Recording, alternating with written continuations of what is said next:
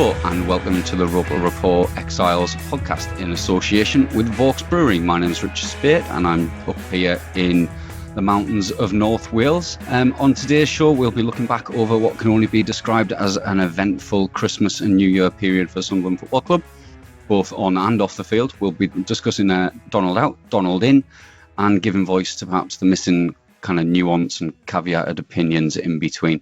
We'll be looking forward to the January transfer window and who we might bring in. A couple of rumours going around today, and to the second half of the season. We've also got an interview that Bomber did last night with Gavin Freight from the North American Supporters Association, and we'll be dropping in a Playing Away that we recorded back in December and was salvaged from a recording that never quite got published in time. So I'm joined down the line for the dissection of what's happened over the past few weeks by Chris Wynn in Sheffield. You right there, Chris? Yeah, not too bad. Happy New Year, mate. Cheers. Happy New Year to you. All the best. And with Bomber in Gloucester. You right there, mate? Hey, Rich. How you doing? Happy New Year, guys. And all the way from Blythe in Northumberland, we have Niall Bromley. You right there, Niall? Hello, mate. Happy New Year, lads. Happy New Year. So we're all optimistic after the last couple of games. Last three games have been reasonably positive for Sunderland. But let's start by stepping back to Boxing Day. We heard from you, Niall, and Bomber just before the Boxing Day game. Somehow I didn't make it on that. I was in the Beacon for a few minutes with our Tom, having a kick around, and then disappeared. Missed you two, and Graham got hold of you. So what was that like for you? Because you sat together. You were in the North Stand. The game was very much a non-event, really. It was frustrating. I had to sit next to Niall, which made it slightly less bearable. You loved it. You loved every minute of that, by the way. You were all right, to be fair, Niall. We were all right. We had a nice little chat. But that was the thing, and I think that sums up the game, is we ended up chatting more about kind of what was going on and like our lives away from football, particularly in that second half, than actually focusing on the football, because it was just frustrating and it was pretty dire. Niall, I'm sure you will agree, and Rich, I'm sure you will agree, having been there, that it was a game that could have gone either way, but equally we could have played for 5 hours and it would have still been a 0-0 draw. Yeah, I totally agree with that. Like I say, it was nice having you next to us, boy, even though we were quite low down right behind the goal. We didn't have the best view of play, but it was just frustrating because we didn't create enough. We had a few chances, but they were mostly long range efforts. But like Bomber says, I learned a lot about him and his life. You know, and that is the sad thing of it. Instead of talking about the game and stuff, we weren't, because there was, there wasn't much to talk about. But I mean, a lot's happened since then. I think we're a lot more optimistic since that day. I mean, I am anyway. I think I am as well. I mean, I think we were probably sit directly opposite you, because we were in the ROKER end, me and our lads, and we were right behind the goal. A bit of a restricted view, to be honest, with the post in the way of a lot of the play. But it was a bit of a damp squib, wasn't it? I mean, Flanagan's goal, I'm not quite sure why that was chalked out. Chris, were you following that game? How were you watching it? Because you weren't up for that one, were you? No, I watched it. I drove up to Sunderland a day later, and I watched it the next night. And Bolton could have easily won that. They had a couple of chances. McLaughlin made a couple of saves. And it's weird to think, isn't it, that kind of less than 2 weeks ago, we were having a stinking home draw against a team who's kind of way adrift at the bottom of League One.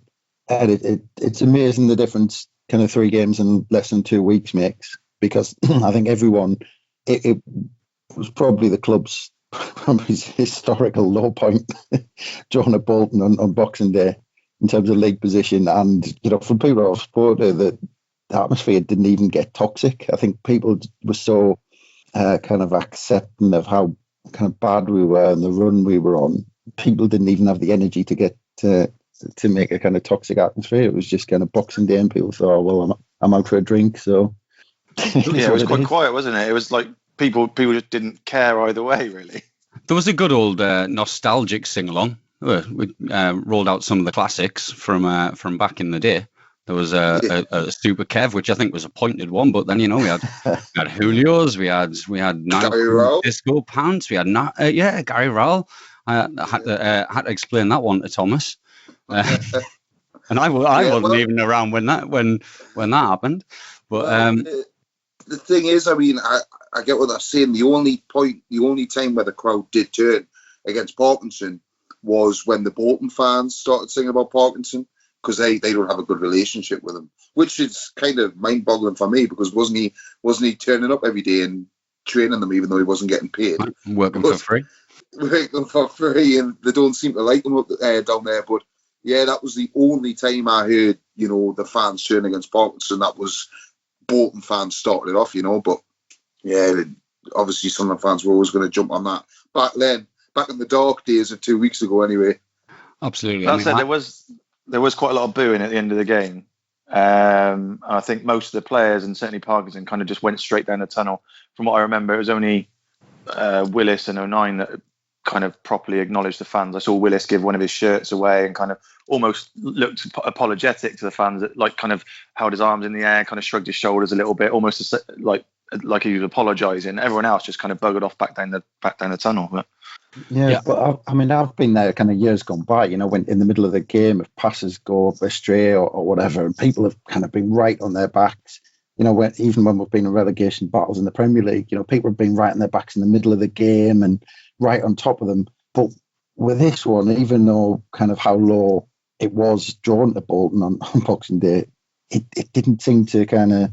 You said that it all came at the end, didn't it? With that kind of the booing and a bit of reaction at the end, but during the game, everyone, like you said, you were kind of talking in the stands, just amongst yourselves, and it was that sort of atmosphere. It wasn't kind of the fans weren't right on top of them. It was just the game was going on, and it was a bad game. We weren't playing very well, and we'll just give them a bit of a boo at the end and go for a pint.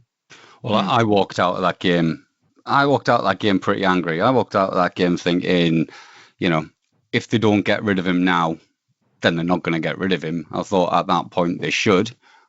Being a reactionary, a bit like that, but and then it just fizzled away. I think. I mean, I met up with you, Bomber, and we went for a few drinks and a curry around Sunderland. You got the tour, because that was your first time drinking out in town, wasn't it? Usually you're off you're off down the motorway, but we found you a bed for the night and took you for a curry and a few pints, and we met Paul, and it was a decent night in the end.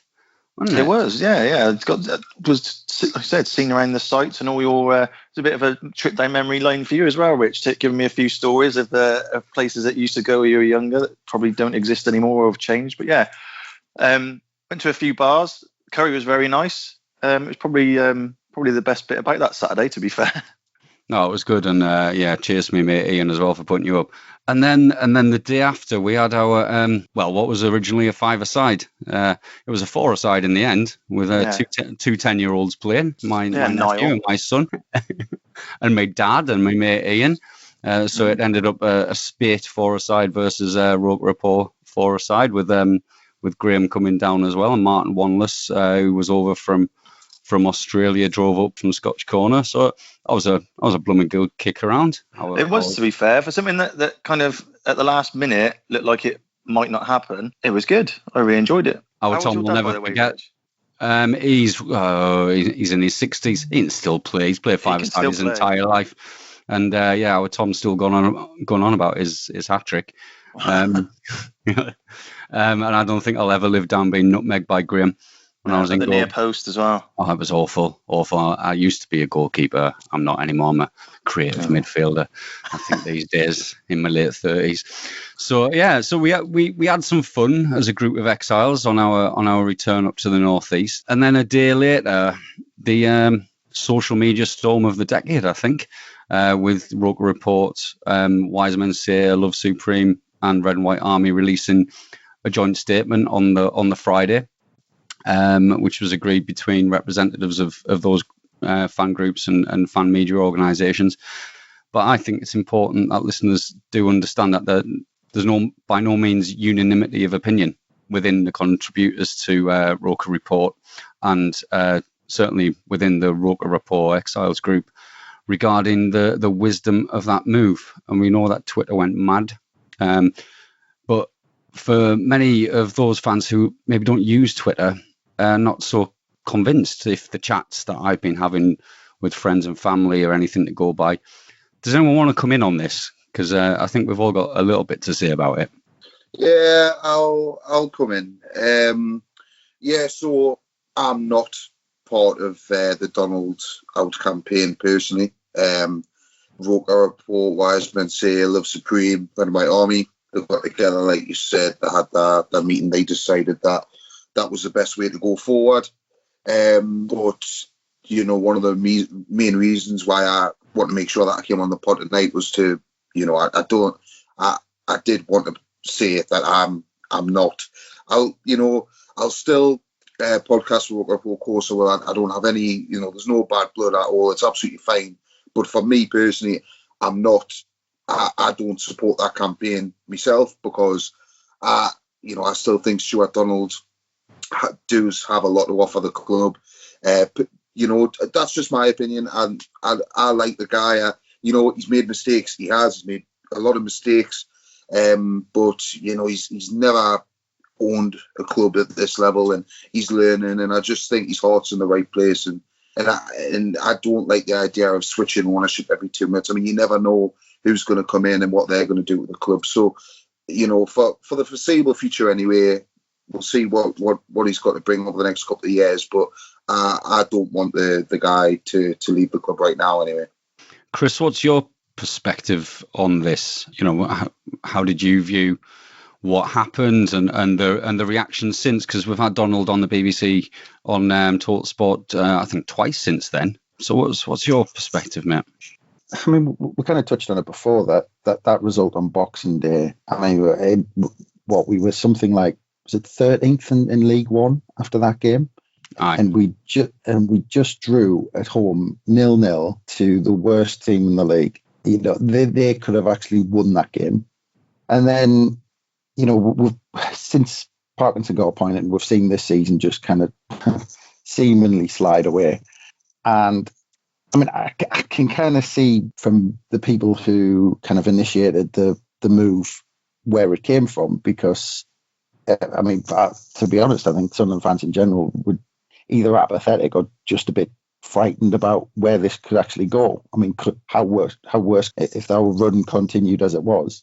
I mean, the season could still go either way, but something kind of had to be done, whether it was on the football side or whether it was off the pitch, because you could almost see at the time with the way the results were going since Parkinson was appointed, and that was Donald who appointed them.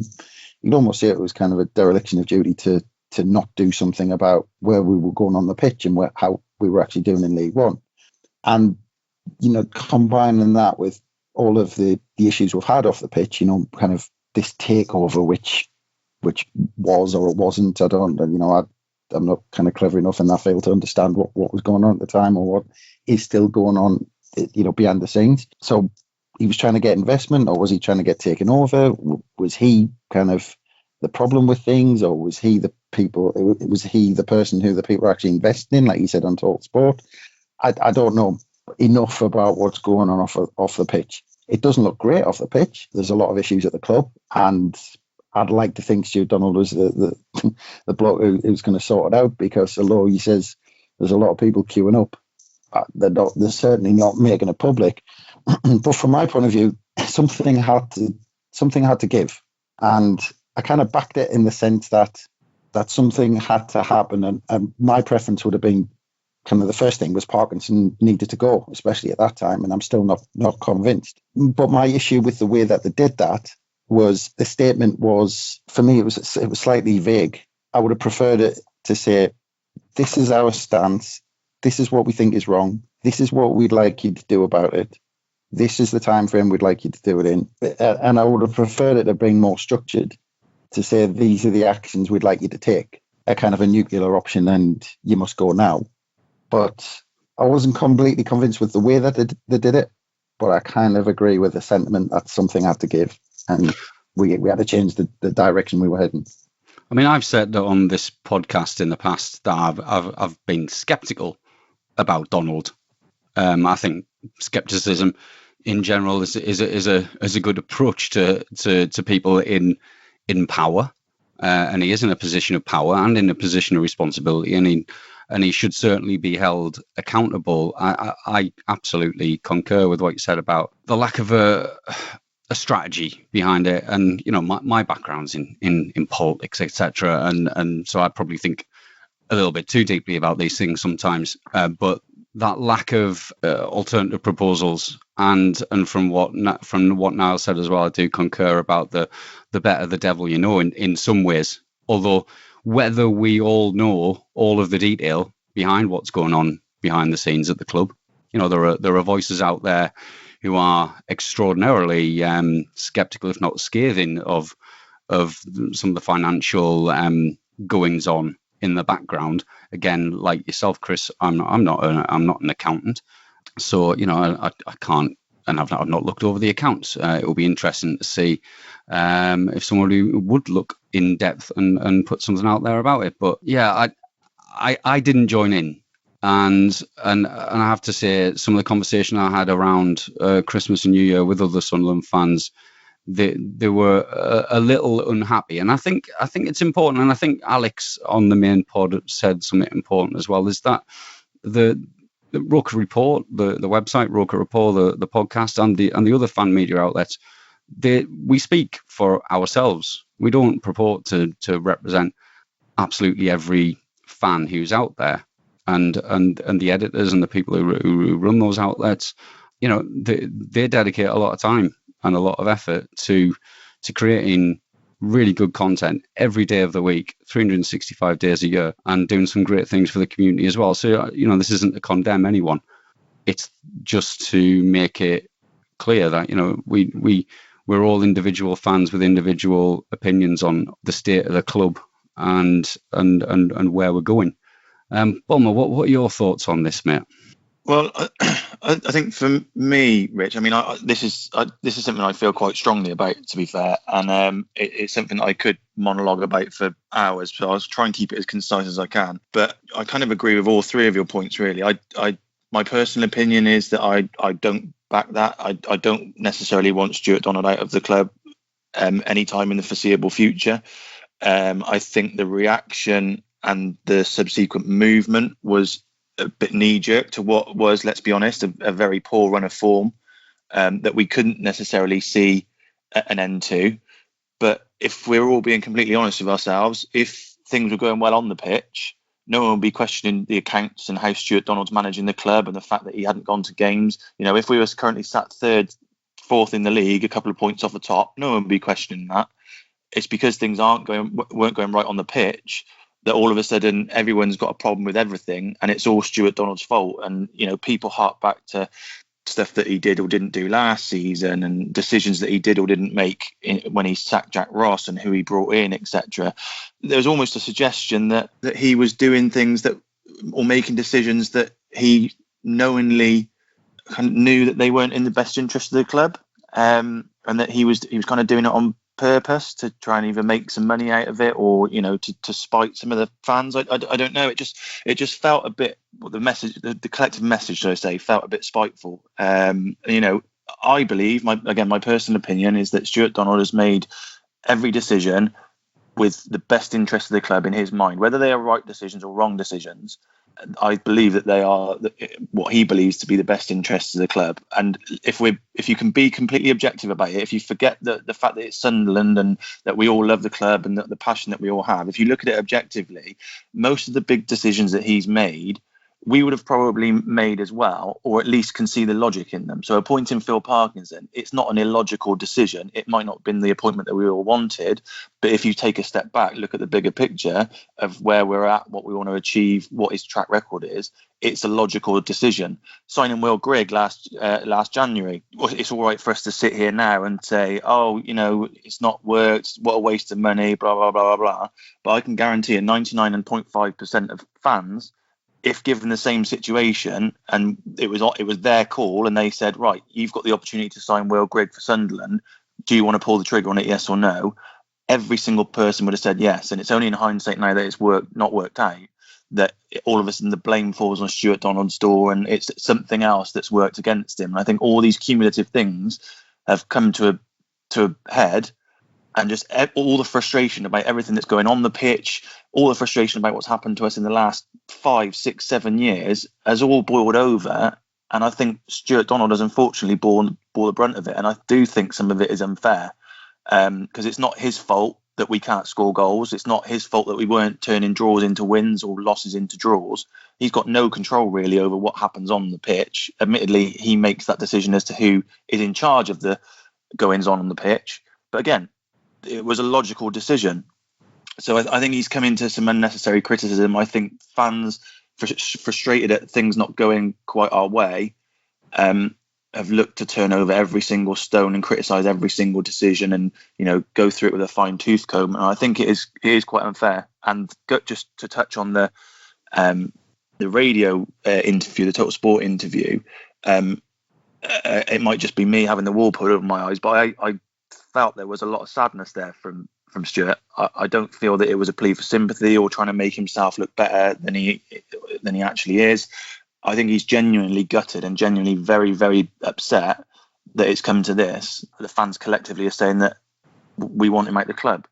Wait, I have to. I mean, if I can come in there, I also, that my overwhelming feeling listening to, I think, both of those interviews was sadness. But to criticise Stuart myself here, I did kind of want to, after it, to get hold of it and say, "Oh wait a minute, you're the owner of Sunderland Football Club.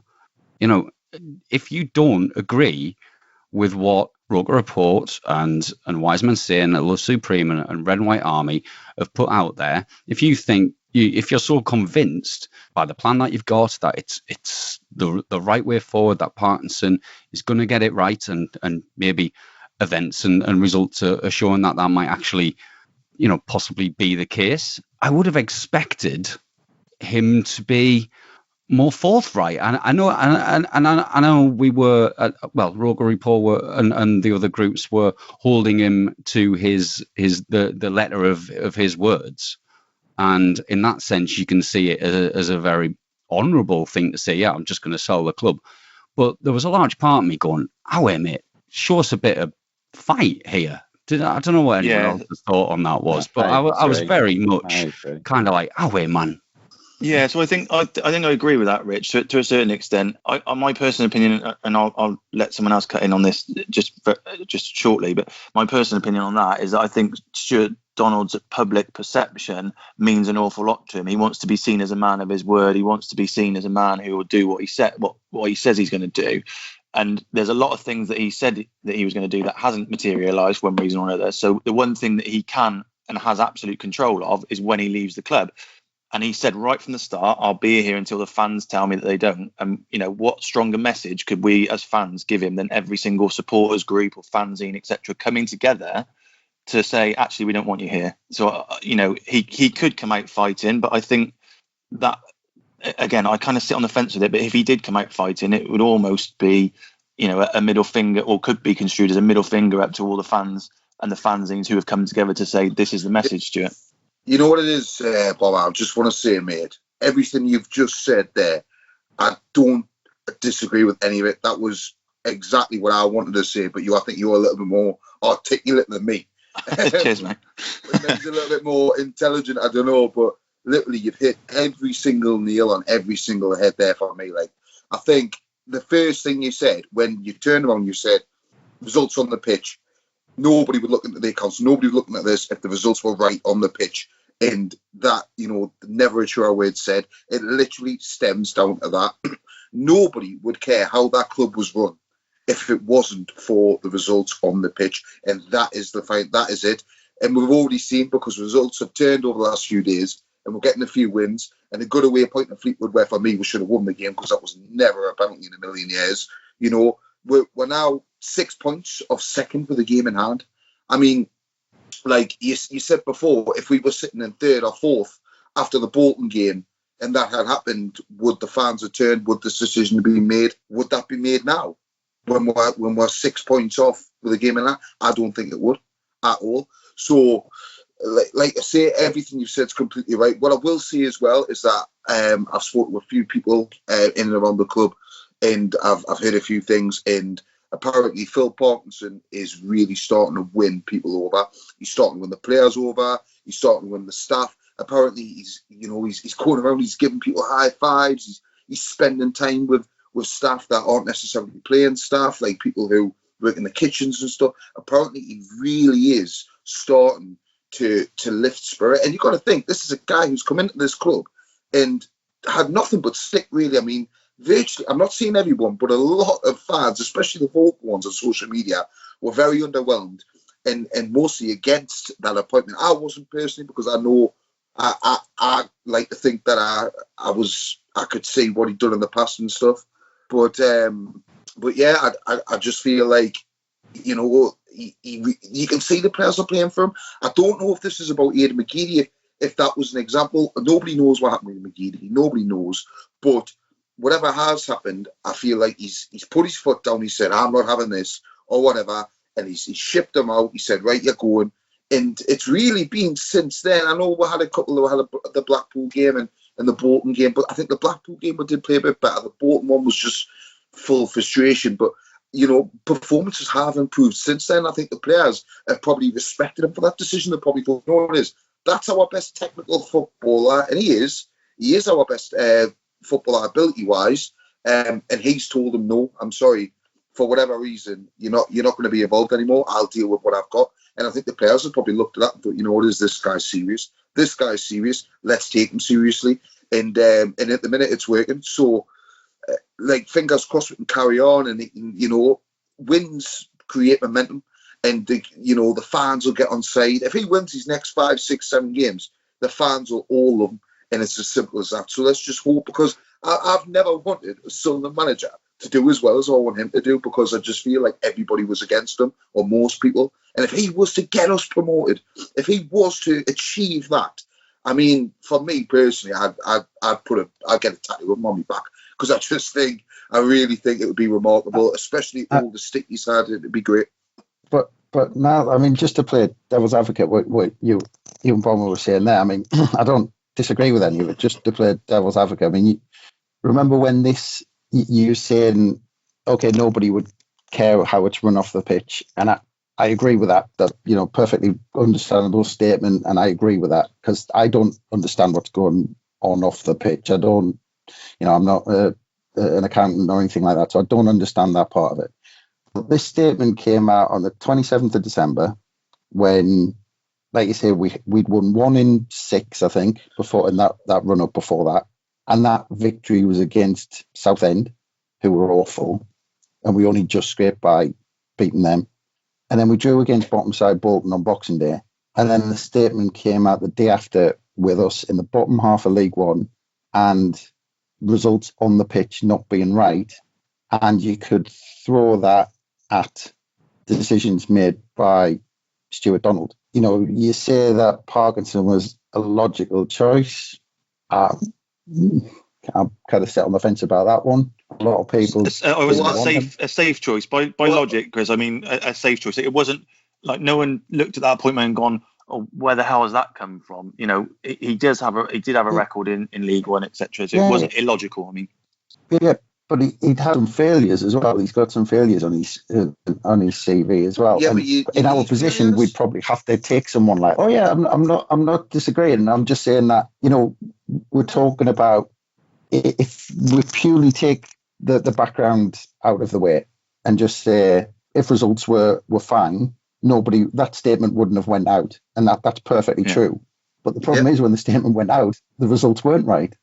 Well, yeah, I get what you're saying, but like you say, you've kind of just sort of said you made me point in a sense by saying, you didn't think it was a logical appointment, and which is fine. We're all entitled to it.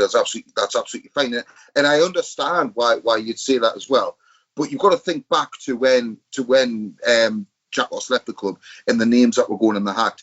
There's been a lot of people this week saying about Ian Holloway and why has he got to Grimsby? We would have had him at Sunderland. Ian Holloway's been sacked more times than Phil Parkinson, and Ian Holloway has he ever managed in League One? Maybe years ago, I think under Plymouth, might have got promoted a long time ago, but Parkinson's probably got a better track record than him in that league.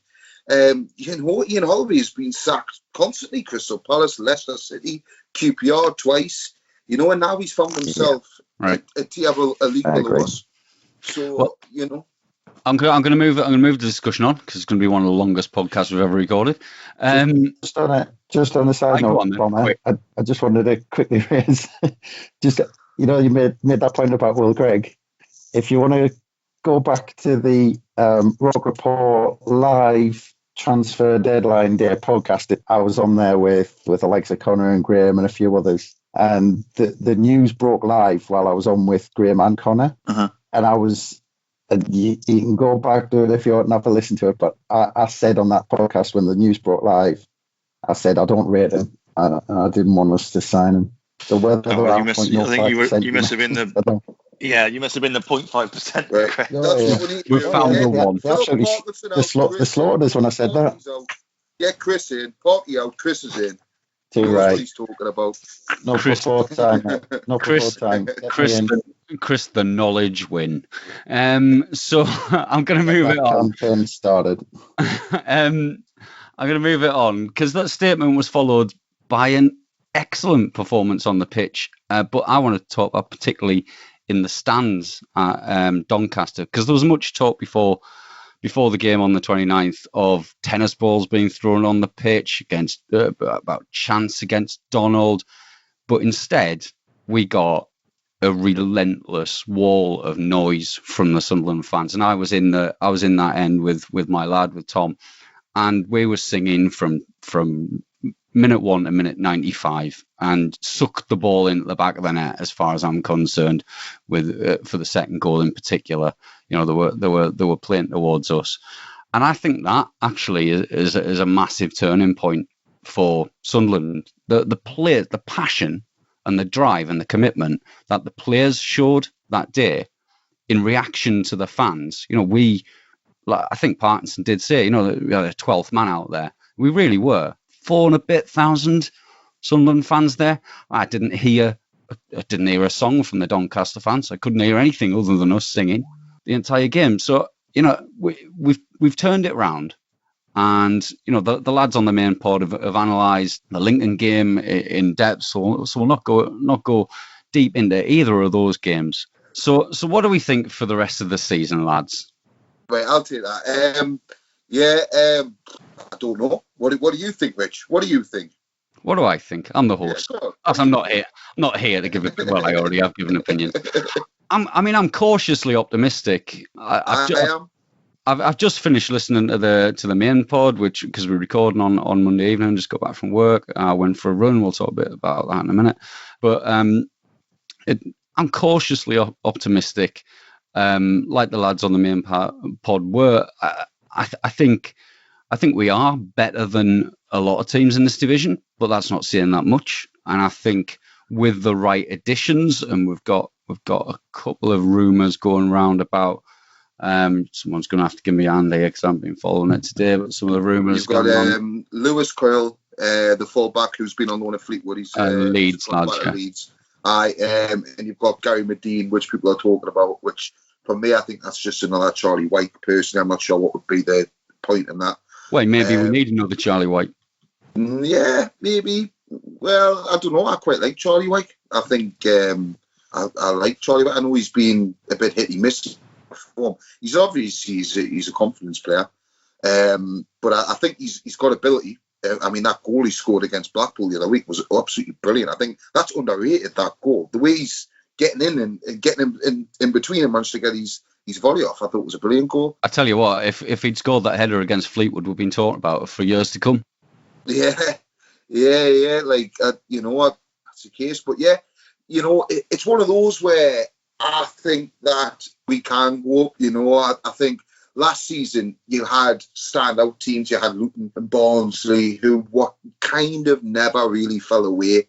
I know people think that we knocked our chance up when we won that day at Rochdale. Everyone thought it was us that was going to win it, but we didn't take that chance. And I think the two best teams in that league went up ultimately. So, but this year you don't have that. They might not, but I think Wickham will come away. I don't think they're actually that good. We all went down to Wickham on our mad, crazy Wacky Races road trip a few weeks ago, and we're seeing them, and they're not a good football team. They're just a bunch of cheats, they're bullies, they're all around the floor. They're not what I would want my football team to be. I wouldn't want to see Sunderland playing like that. You know what I mean? So I think they'll come in, and I hope to God we beat them. I hope we beat them this weekend. And, and I think if we do, it'll be a real statement to the league as well. I think if we win that game, it doesn't matter how we win it. I think if we win it, it'll be a real statement. I think people think, oh, Sunderland are turning, Sunderland are getting there. The juggernauts going, they are getting momentum. And I think this weekend is the most important game of the season to date.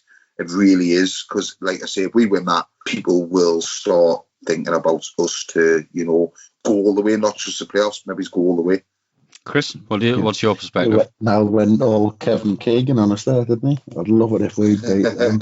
I didn't want to say anything. I would.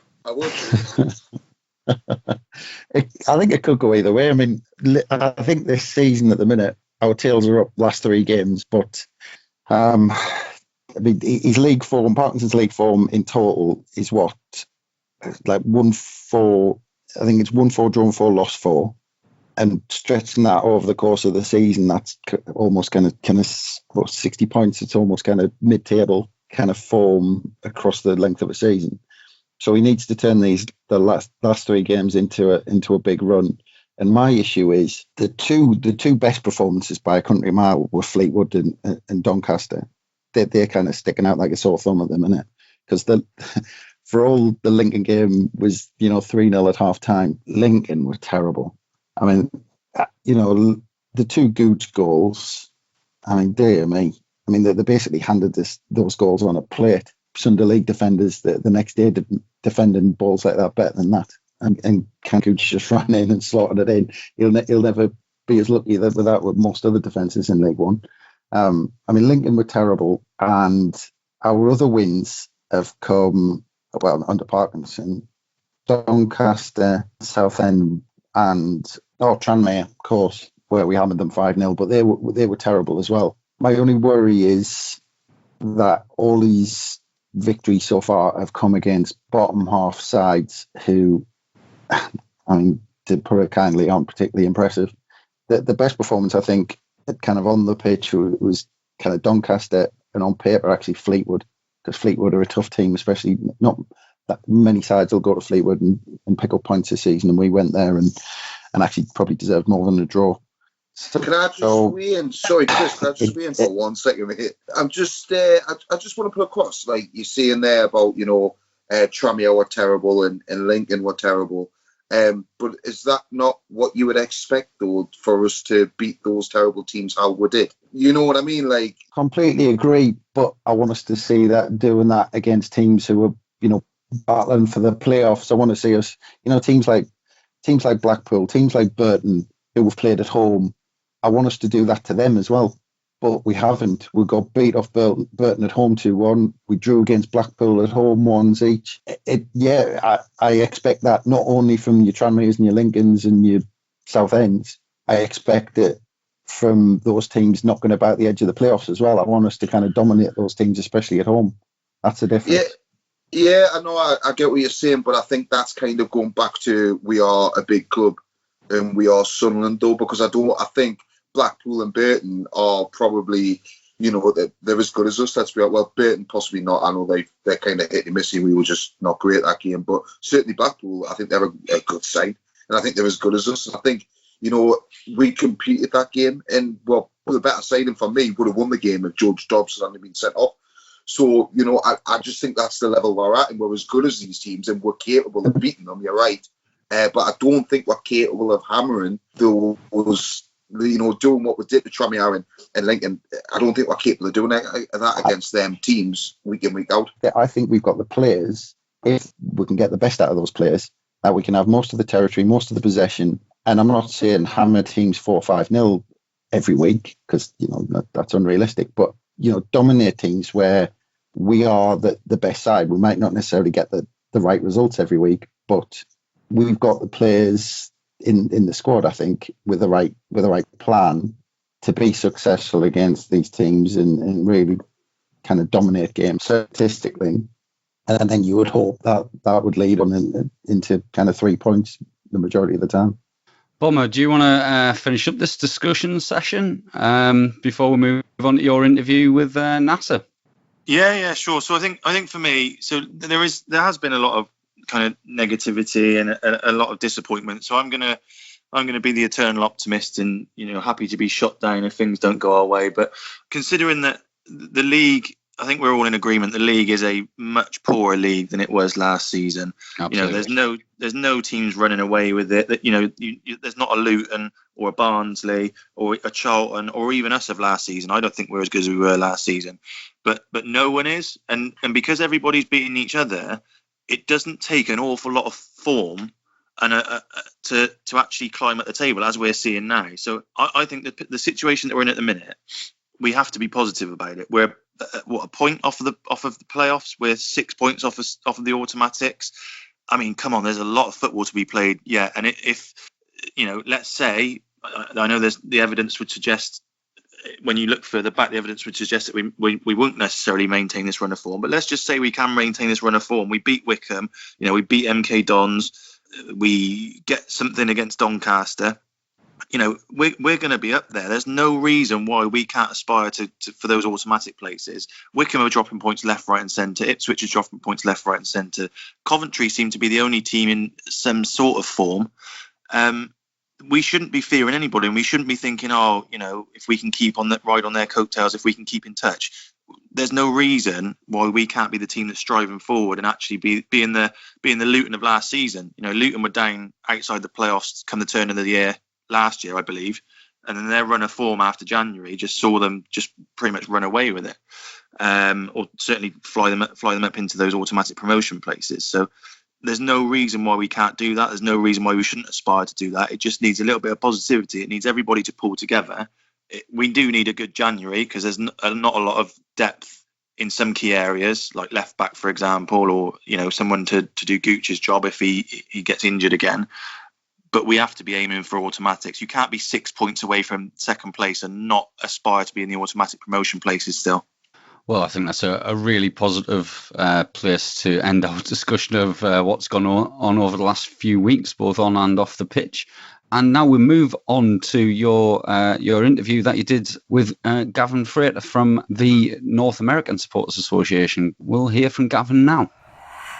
Joining me and joining the podcast this week is Gavin Frater from the NASA branch. How are you doing, Gavin? Very well, thanks for having me. Good. Nice to have you on. Happy New Year to you as well. And to you too. So, Gavin, you're not the first visitor from NASA on the podcast, because we obviously had the interview that Rich did with Sean, but that was a little while ago now, and people may have missed that. So it's good to have our North American representatives back on. But for yourself, Gav, what is kind of your background? So for you personally, obviously being in the States, how did you end up becoming a Sunderland fan in North America? So unlike Sean, I'm not a Geordie. Sean's a canny lad, even if he is a Geordie. Yeah, but I'm born and bred Sunderland. I was born in Easington, raised in Peatley and then Sunderland, and then the wilds of fence houses before I left the area. Yeah. So I didn't leave Sunderland until I was 18, 19. Then it was university and then never looked back.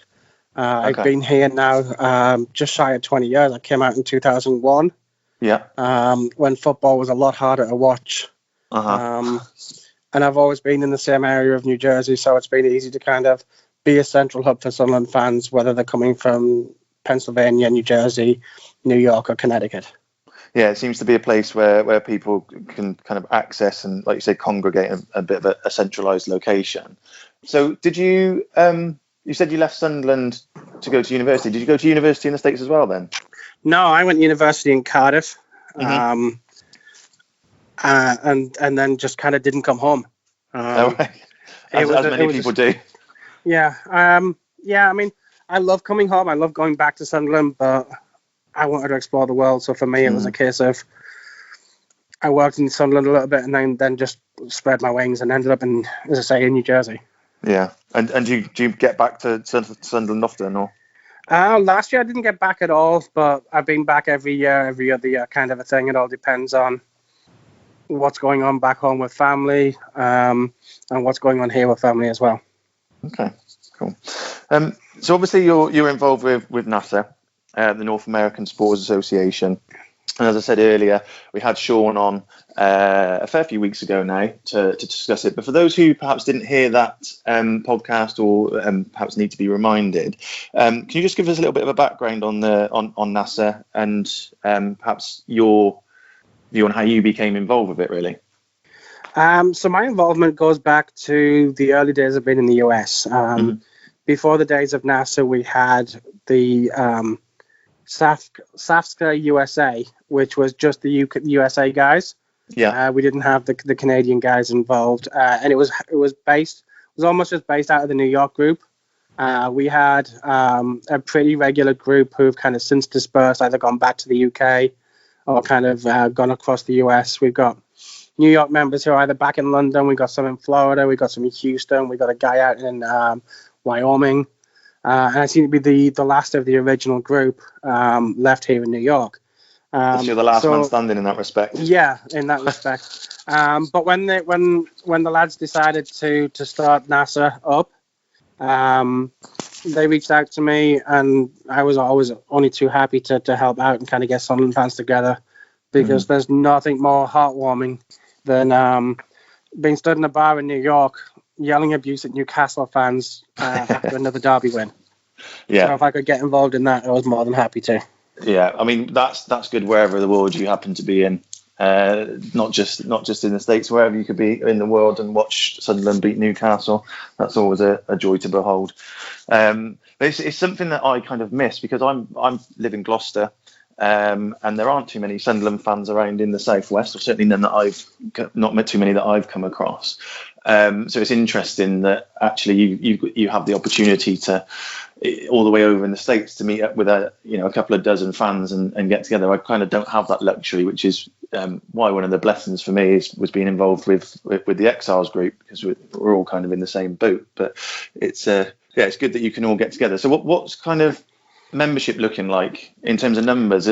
How is it quite quickly growing, or what are we looking at? I mean, I think you find that I'm the secretary for the Supporters Association.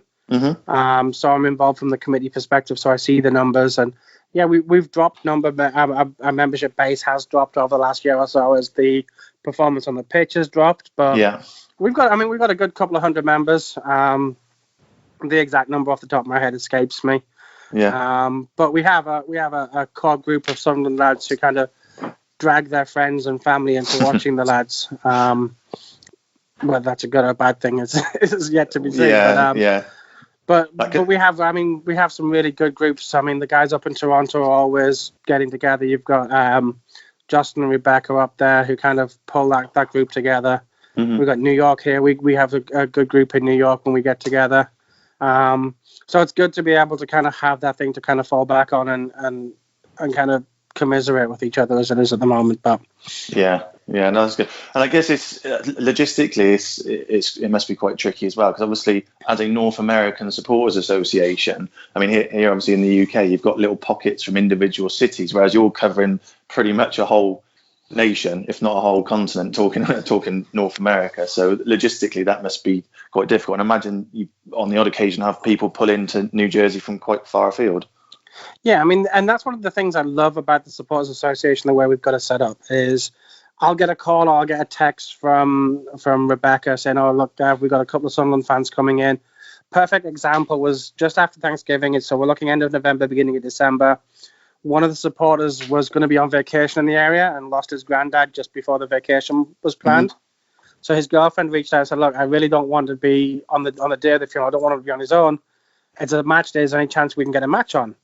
So we reached out to our guy in New York at Legends and said, look, we need a TV. We've got a guy coming in. He needs kind of cheering up. And so we were able to get a few guys together, and we had half a dozen, 10 of us all in watching the match, and was able to keep his mind off the fact that his granddad had passed. So being able to do things like that for fans is great. What I really enjoy are the AGMs. So we've so far, in the years since NASA's been back, we've done New York, Boston, LA, DC, did one in Ohio, that was Columbus, Toronto. We did a get-together for the Toronto tour when the club were touring North America recently. It's part of the DeFore deal. And when we get together, there's 30, 40, 50 of us, and it's raucous, like very raucous, like you'd expect Sunderland fans on tour to be. Yeah. I mean, it puts us to shame a little bit. I mean, it's difficult enough for us to pull the group of our exiles. Like I'm from, like I say, from Gloucester. We got people from Lincoln, from Milton Keynes, and you seem to be able to pull people together from opposite sides of the US. So, fair play to you for doing that. In terms of watching games, though, I know Sean had mentioned before when we were talking, kind of before we started recording, about meeting up in New Jersey or in bars in New York and watching the game. So, how did you try and get to watch every game as a group, or at least have some of you there watching every game? How does that normally work? I think generally what you find is a lot of the guys who come over generally will have families. Mm-hmm. So, especially if we marry into an American family, they don't necessarily support the idea of you getting up at 7 a.m. to get on the 8 o'clock train, to be drinking by 9 o'clock on a Saturday morning and coming home drunk at 1 p.m. Yeah. So it's not quite as I don't want to say as free, but it's not as easy to kind of have those get-togethers, especially for a lot of us have got families, and it's a case of we've got kids, we've got wives to think of, and then we got the whole afternoon. Like, Sunderland get beat, you're done by 5 o'clock. You can go at the pub, drown your sorrows, get changed, and then go out in the town. You don't have to worry necessarily about working that afternoon or having to be human enough to be able to perform. Yeah. I guess it's a long afternoon to come back at 1 p.m. drunk, having drowned sorrows of a Sunderland defeat, to then have to kind of function for the rest of the afternoon, so to speak. Yeah, it's not falling asleep on the train home is the most difficult part. Yeah, as I'm sure it is for most Sunderland fans, regardless of where they're from, either celebrating or commiserating, as it tends to be more recently. So, how did you guys function over Christmas then? Did you have any Christmas meetups?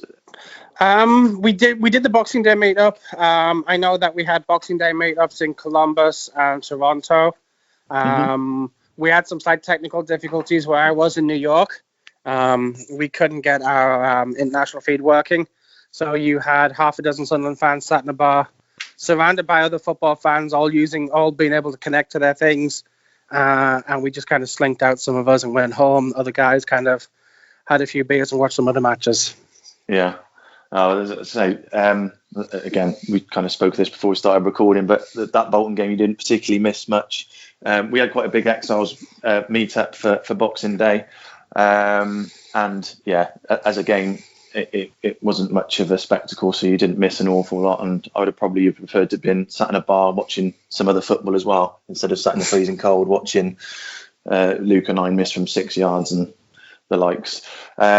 But yeah, obviously the form since then hasn't been too bad at all. So obviously with the Lincoln game on Saturday, was there anyone? Did you have any sort of meet up for the Lincoln game yesterday? We didn't in New York. I know that we had the Toronto guys got together. That was the main meetup this weekend. Just kind of rounding out a Christmas New Year period here. It's kind of like I say, it's not always the easiest to get to games. I was out working with clients on Saturday, so I didn't get to see the game, but was able to catch it on the rerun thanks to the international feed. So got to see a couple of good goals, a lucky goal as well. I don't know how Lyndon Gooch can outjump a centre half. No, it just baffles my mind. But no, Lyndon Gooch is a bit of an enigma for me. Like, one week I'll hate him and the next week I'll love him. At the moment, because of yesterday, I'm in a bit of a love phase with him for the time being. So he's got a bit of a reprieve for me for the time being. I mean, results have picked up since he came back, so it can't be. I'm not going to take that as a coincidence. I think the energy he puts in. He's one of those guys, kind of the way Honeyman did, the way that Catamol did. He'll run all day for you. Even when he hasn't got it, he still puts it as much as he's got in. And he's popped up with 3 goals since he came back. So, and the added bonus of him being an American and we're an American branch, we'll always cling on to our Yanks. Yeah, I was going to say that actually. Like, how I assume he can do no wrong for the guys over in the States, supporters in the States, being an American himself. I mean, as long as he's not injured, if he'd come to one of our AGMs, he'd never be able to do wrong again. Well, I don't know if he does listen to this, but Lyndon, if you do listen to our Exiles podcast, there's the offer there. If you're injured at the end of the season and you want to come to, I think we're doing Houston. I think that's where we're thinking of at the moment. For your AGM. For the AGM, yeah. Because we've done a lot of East Coast stuff and a lot of Northeast, so we figured we had to spread the love. But I think in the coming days we'll kind of solidify where we're doing it. But I think Houston's looking pretty good at the moment. Well, there you go then, Lyndon. Like I said, it's an open invitation for you to go and visit Houston in the spring. Should you be out for the run of the season, obviously we'd much prefer you to be at the Stadium of Light helping us push for promotion, but the offer's there if you're not on the pitch. So for you guys then, Gavin, when is your next kind of official meetup for the group? So each individual region has its own meetups. I know that the Ohio guys will have one. We'll have Toronto's almost every week because they're lushes up there. I think New York, New Jersey, we might be looking at one kind of for. I think we're maybe looking at the Ipswich game in February, or depending on how calendars work. Maybe one in a couple of weeks in New Jersey. We're looking at new bars here. Yeah. So that we don't all have to spend an hour each way. But yeah, I mean, basically, if anybody ever wants to reach out to us through the Facebook page, which is the SAFC NASA page, just say that you're in. If you're traveling to New York for vacation, you want to watch the match. I'm never short of needing an excuse to get into New York, so I'm always happy to kind of traipse in. Excellent. And in terms of other social media, you said about Facebook and NASA on Twitter, I think they are, aren't they? Yeah, NASA on Twitter and Instagram. So yeah, we've got all the three main social media feeds all taken care of. There's the SAFC NASA website. So plenty of ways for people to get in touch then should they want to become a part of it, or want to, even if it's just like you said on vacation and want to come and meet up with some like-minded Sunderland fans. Yeah, and I mean they're the ones that are best. We get a call on email or a text on like a Thursday, like, look, we got people coming in New York, can you be there? And it's like, okay, now I've got something to do on Saturday morning or Sunday morning. The best one of those was I think it was the last time we beat the Mags, the 6th in a row one. We happened to have a City of Sunderland college group coming into town, so they were in New York on a trip anyway. So I think between Sunderland and Newcastle fans, we had like 130 people in the bar. So it was very much like a mini Northeast then. It was, but the great thing. So I'm never one to speak anything nice about the Mags. But I'll be honest with you, the group of lads that are out here in New York are absolutely fantastic. There's never been so much as a punch thrown in the 20 years that I've been here on a Derby day. Oh, that's good. That's good. I think for people, once you come outside of the Northeast, obviously it is a very passionate area. Once you come outside of the Northeast, I think generally fans become Northeast football fans. Obviously, you'd never wish the Mags a victory, but I think from a social point of view, you tend to come together a little bit more as outsiders to an area. It's always a great. The derby matches are always a great event. They're always happy to kind of for the banter during the match and before the match, but try looking for one of them after the match when they've got beat. They just burst. It's like watching cockroaches go when you turn the lights on. Yeah, well, they're burying their heads in the sand and go and hide in the dark corners because I expect a lot of them have forgotten what it's like to beat us now. To be fair, so it's probably just got. It'll probably be a little while until we get the opportunity to do it again as well. I think we might be looking at a couple of years on that one. Yeah, luckily for them. Anyway, I think that's going to be a wrap for us, Gavin. So again, thank you very much for taking the time to speak to us today. Anyone who is listening in North America and wants to get involved with NASA, like Gav said, they've got Twitter, Facebook, Instagram, the website, or indeed if Lyndon Gooch wants to get in touch and sort out attending their AGM. So I'll leave that there. I wish you all the very best for the rest of the week coming, and thanks very much for that. Thank you very much for having me. Cheers. Thank you. Well, it was good to hear you doing an interview there, Bomber. Enjoyable, was it? Yeah, it was good. It was good. Like I say, for the first time having done a pre-recorded interview, I'm quite happy with it. He was a nice guy as well, Gavin. We had a bit of a chat off of after we finished recording as well, and had some really good views on some of the Donald stuff. But it was good to speak to him. That's great to hear. And cheers for stepping in on that as well. You did me a massive favour there. So thanks a lot, mate. So we're now gonna hear the Playing Away that we recorded on the 11th of December 2019. We're in 2020 now, which features you, Bomber, again, along with John Stacey and Paul Hunter. It was a good game. It was a good game that we featured in the Playing Away, and we're going to hear that right now. I'm now going to turn to Playing Away, and I know you have been talking at length to avoid this one, lads. It's my debut on Playing Away, by the way. Just sort of. Is it your debut on Playing Away, Paul? And I haven't made it easy because you are all a bit younger than me. So we'll move to it now. It's a game played on the 14th of December 1991. Oh, good God. When I was a 9-year-old enjoying the first flushes of loving Sunderland Football Club, this was a Division 2 game at Roker Park in front of 15. I actually think this was when I started watching, so I think I'm all right.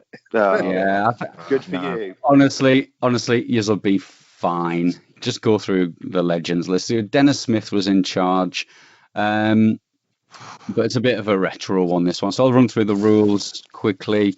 You take turns to name a player. You each get 2 lives. If you name a sub, you get another go. I will proviso that by saying this is 1991, so you've only got 2 subs. So there'll not be too many second chances in this. So last man standing gets 2 points, and if more than one player is still standing after the last player is named, everyone gets 1 point, but there's a goal difference if you've not lost a life. I've no idea what the league standings are at the minute. At some point we will sit down and collate them, possibly around Christmas time. And really we should give each game a difficulty rating, and I think this one would be about a 6 out of 10. So I'm going to start just a 6. A 6 out of 10. I mean, for me, I could name this team off. I was about 5 years old when this was going on. So. Oh well, there you go. Yeah, I'm not sure I would have got a 1987 team. So, wow. Here we go. Anyway, Paul, you can go first, and then we'll go Bomber and John. It's your debut, so you get first choice. I'm going to try the goalkeeper. I reckon Tony Norman. Tony Norman, my hero when I was a kid. Are we good? Absolutely, he's there. He was my hero. I've even got the shirt, which I passed on to my youngest. Wow, it's easier than I thought. Bomber. Well, I'm going to go with my stock answer for anything pre-1998 and say Kevin Ball. Kevin Ball was there. Yes, you're going to run out of stock answers pretty quickly, though, Bomber. John, you're a youngster as well, aren't you? Not really. I was 6 or 7, I think, when this. I'm actually thinking I was at the game, but I was just starting to go with my dad. But I'm probably just setting myself up for a fall here. I'm gonna go with Gary Bennett.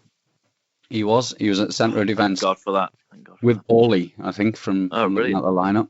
Wow, excellent. So Paul, we're back with you. We're 3 for 3. I'm thinking right back. Thinking John Kay. John Kay. Absolutely the hardest man I've ever seen on a football pitch. And he was there. Wow. Bomber. Second of probably 3 stock answers. Gordon Armstrong. Gordon Armstrong was there on the wing. Absolutely. You've got 1 left. You're going to run out soon. John stands the best chance in this, I think. But it's your turn. Yeah, you're saying that. You were there. I'm trying to think if I was there. So who have we had so far? Sorry, we've had Tony Norman, John Kay, Gary Bennett, and Kevin Ball. Right. Oh, and Gordon Armstrong. I'm gonna take a massive punt at a striker. Was that the season that Don Goodman was there? It was. Yes. Thank God for that. Yes.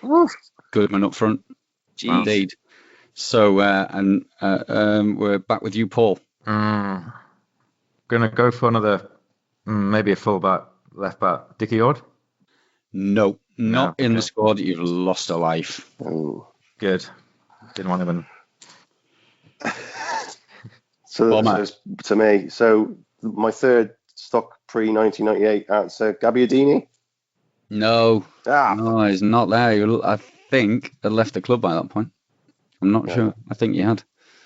well, he definitely would have been in the squad then. That has left some Wow. interesting thoughts for me. We don't need to know your thoughts, John. Yeah.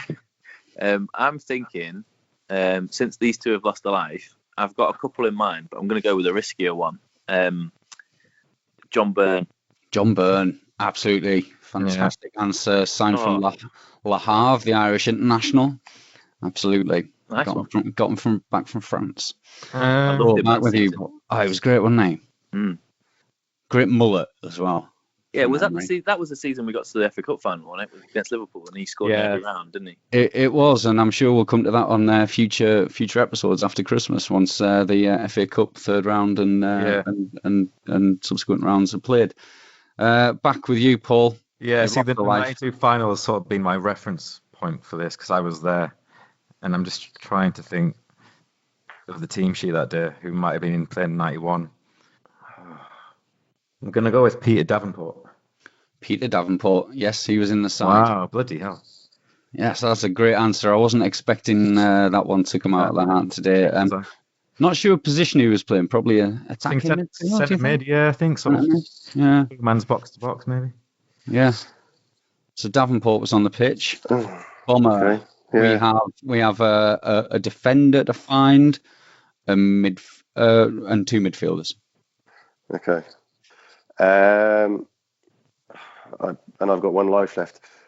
The only other person I can think of from that period of time, I think it's that period of time, who is a midfielder would be Bracewell, Paul Bracewell. Yes, you got it. Okay, then I'm screwed. Well, after this. Well, you might. Actually, won't get back round to me, will it? It might not get back round to you if John and Paul get theirs right. So, John, you're next. You've got two to get. Yeah, so Bracewell was my easy one. So I'm now completely stumped. I'm gonna probably get this one wrong, but what we missing? A midfielder? We're missing a midfielder and a defender. Right. So this might be wrong, but I'm gonna go Kieran Brady for the midfielder. No, he wasn't there. You've all lost one life. This is very close. This is one of the most exciting games we've had so far. Yeah. So Paul, you're one life down. You've got three right. You've all got three right. You've all lost one life, so it's very even. I've got a name, Rich. I've got a name scribbled down here. Go on then. I've got Gary Hours. Gary Hours in midfield. That's right. God. Yes. So Bomber. John's getting away with this if you get it right. I think you get the point automatically. I don't know any other names, to be fair, off the top of my head. Can you just... So it's a defender that we're missing. So I'll run down the team sheet. In goal, Tony Norman. In defence, John Kay, A.N. Other, Gary Bennett and Kevin Ball. Midfield, Peter Davenport, Gordon Armstrong, Paul Bracewell, Gary Hours, Don Goodman and John Burns. So we're missing a defender. So I don't mean to alarm you, Bomber, but I think I've got the left back. Wow. I can't even think of another name. And I don't want to pass because that's just a really pathetic way of going out. So, Julio Arca. Julio, that is the worst answer that we have had on it's better than passing, though. Playing away. He made his debut as a 9-year-old boy. Yeah, he did. You were there. You should remember, John.